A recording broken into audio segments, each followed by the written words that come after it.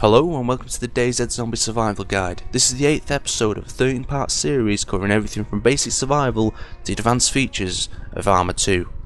Let's have a look at zombie behaviour. Zombie behaviour is one of the most controversial and discussed things.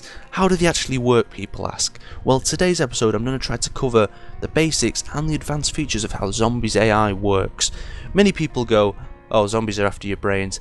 Maybe that's not the actual necessary cause, maybe it's because you've invaded their territory. So let's have a look how they spawn. Zombies spawn by using a class name system. Each builder and each object has a class name, and a zombie can spawn around it by using this class name. So let's have a look how it works. Basically, each town you come across has a perimeter and inner perimeter lines, so when you leave an area and when you enter an area, it stops zombies or spawns zombies, so it's not a massive drag on your CPU or the server itself.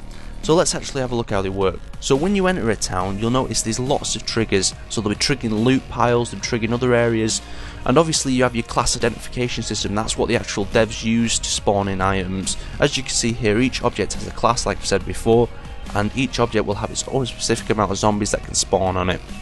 Let's have a look at the zombies. There's 4 types of zombies. You have your crawlers, and you have your walking zombies that can also run at an extremely high speed. So let's think about the crawlers. The crawlers can only attack you when they stand up, so you have an extra second when they get close to you to get out of there. Let's have a look at a basic zombie patrol pattern. A basic zombie patrol pattern works. It spawns in an area and it patrols randomly around that. Say you throw a can in there, it'll move to that location. Remember, if a zombie is dragged out of this location or you drag it out of this location, it'll have a certain timer after it loses contact with you to disappear. Okay, so that's an easy way of dragging a zombie. So you may think a zombie looks through its eyes. Well, in DayZ it's quite the opposite. The actual main perspective for a zombie is actually lower than its legs, so it limits the field of view of the actual zombie itself. Only when it starts to run is it's when it's reverted back up to the top, so it can track you down and follow you for a longer amount of time. So think about it. If you can see its feet, a zombie probably can see you. But remember, use the features at the side of the screen to really avoid them. Obviously, the sound and the visual effects will really make a difference. So let's have a look at the next feature. This is some of the more advanced features. So what do you do? How do you use a zombie to your advantage? How do you get it to take out players for you? Well, it's rather simple. There's 2 ways of doing this. You can create a horde. Obviously, a horde is in a danger to yourself as well.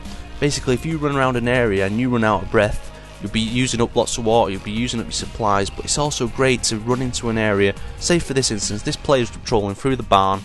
What I could simply do is pop a smoke grenade in that barn and he would be trapped upstairs. And then obviously he'd present himself at a window and I'd take him out. But thanks for watching, I hope you enjoyed that, and I'll see you next time.